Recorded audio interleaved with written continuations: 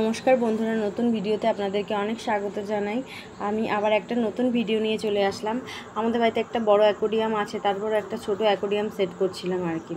তো অ্যাকোরিয়ামটা ছিল কিছুদিন ধরে আমার কাছে রাখা ছিল, ছোট একটা অ্যাকোরিয়াম।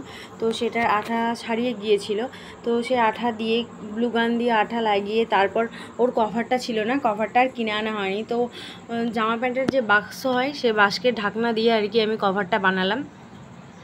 আর লাইট কিনে নিয়ে এসেছিলাম, পাথর কিনে নিয়ে এসেছিলাম, দিয়ে আপাতত আর কি মাছের অ্যাকোরিয়ামটা সেট আপ করলাম। তো বড় অ্যাকোরিয়ামটার মধ্যে অনেক অনেক মাছ ভর্তি হয়ে গেছিলো। তো তার জন্য ভাবলাম মাছগুলো আলাদা করে আবার ঘর বানিয়ে দিই, মাছগুলো আলাদা করে। তো ঘরটা আমার রেডি হয়ে গেছে, আমি এবার জল ঢালছি, এরপর টুবান মাছগুলো ছেড়ে দেবে।